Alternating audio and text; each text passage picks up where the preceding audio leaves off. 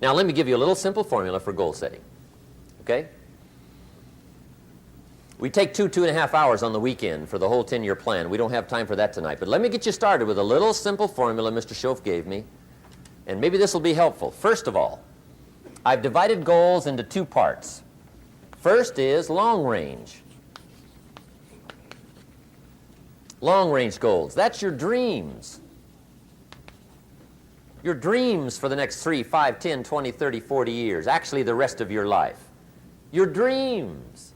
You've got to keep dreaming. Ronald Reagan, president, said to the joint session of Congress a few weeks ago, "The Republic is a dream. And if we don't keep dreaming, we will lose the Republic." Your better future is a dream for yourself and for your family. Where do you want to go? What do you want to do? What do you want to be? What do you want to see? You've got to dream dreams. There's a Bible phrase that says, without dreams and visions, people perish. You've got to have something to go for that inspires the heart and the soul.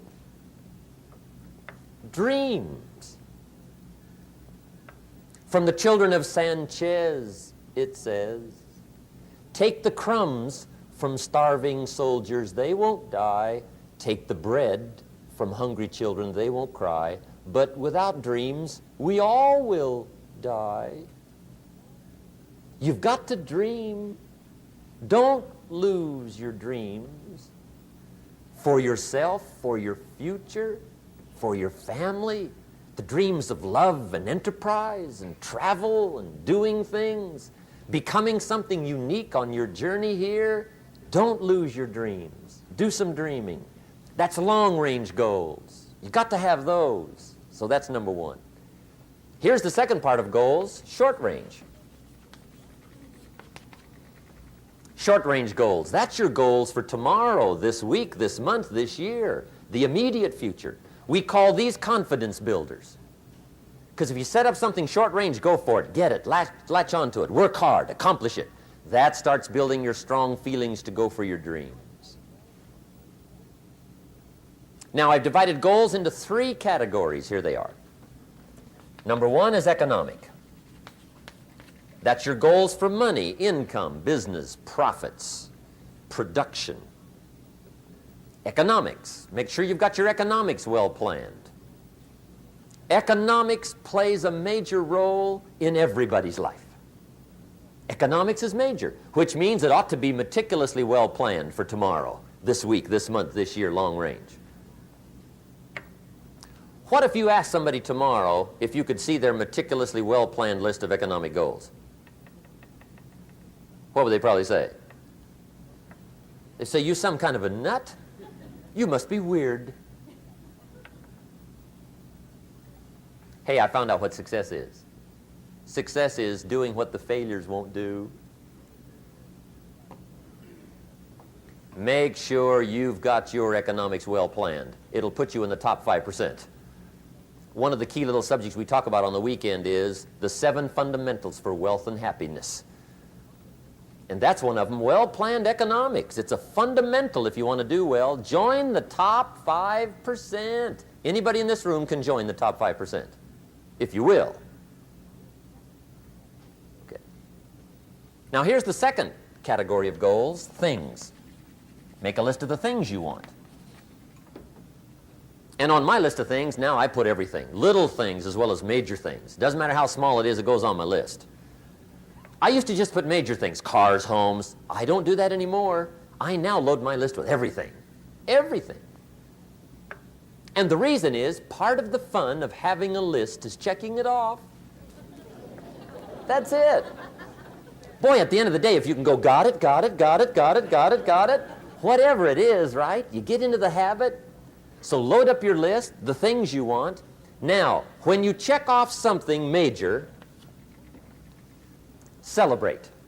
That's an important point to make. Celebrate your achievements. Live it up. Have a party when you reach something you've worked for a while. See, we all grow from 2 experiences. One is called the pain of losing. The other one is called the joy of winning. We need both of them. Amplify them as much as you can, which also means make losing painful. If you set up something, fooled around, didn't get it, put it on yourself. On the other side, if you did get it, congratulate yourself. Self-congratulations is a sign of maturity. Seeking congratulations is a sign of immaturity. But hey, winning and losing, see, that's what it's all about. That's the name of the game. Now, some people lead such mediocre lives, at the end of the day, they don't know whether they're winning or losing. They got no clue. Guy's just going through the day with his fingers crossed. There's a better way. Okay, here's the third category of goals, personal development. Put those goals together, personal development goals. That's your goals to be stronger, more decisive, be a speaker, be a leader, learn a language, all kinds of skills. Okay? The whole weekend seminar was designed to improve all your skills so that you walk away more skillful. And that's what you want, the personal development skills. That's what attracts, that's what brings good things to your life, the person you become more skillful. Now, this is quite a package to work on. Economics, things, personal development. For tomorrow, this week, this month, this year, long range. Okay? That'll get you started. Now, here's the simple formula for setting goals. It goes like this. A, work on your goals. That's step one. Work on them. And I've put the word work there deliberately. Setting goals is plain hard work. I don't want to kid you. We haven't come here tonight to kid each other. It's work. I know it's work. That's why a lot of people just let it slide. It's work. Many people work hard on their job, but they don't work hard on their future. They just let that slide. And the work involved is making plans. I know most people don't. I understand that. But don't let that be you. Guy says, well, yeah, you work where I work, but the time you struggle home, it's late.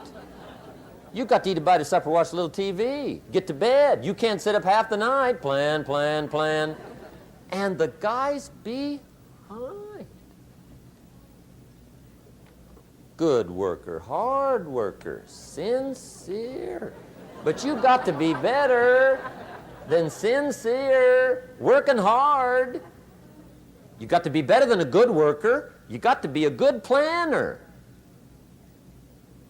Somebody once wisely said, the people who fail to plan are planning to fail.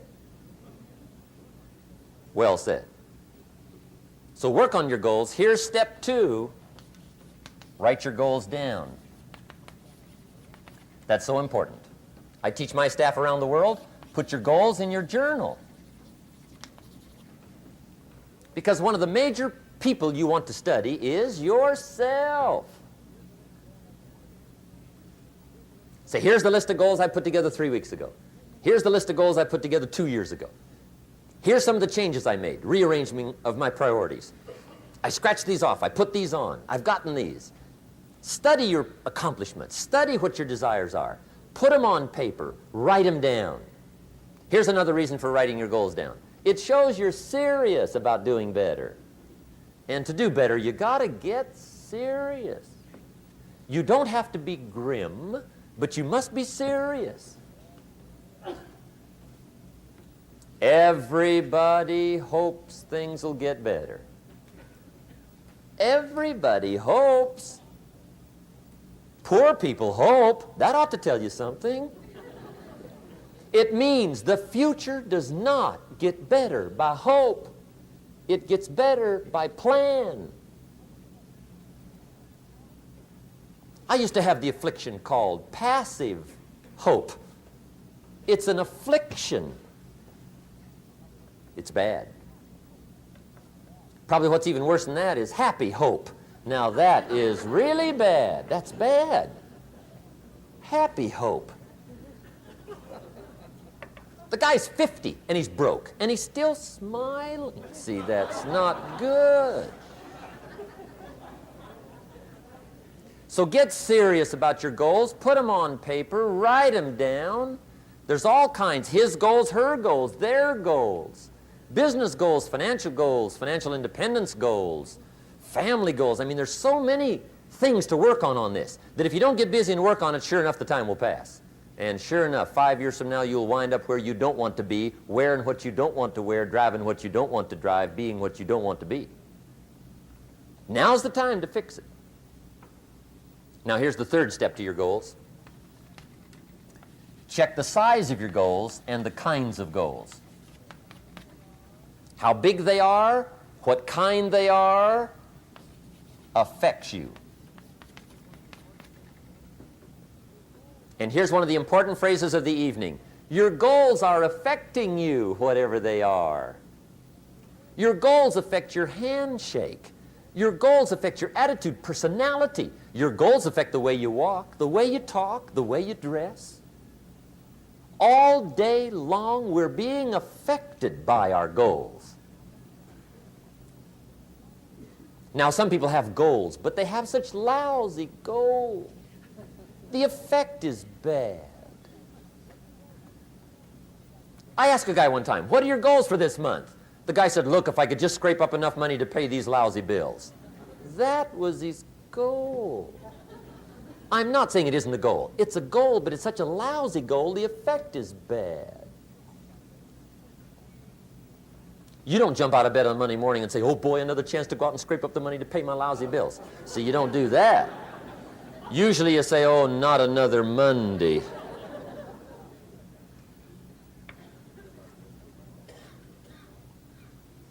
And some people have so given up on life, they have joined the thank God it's Friday club.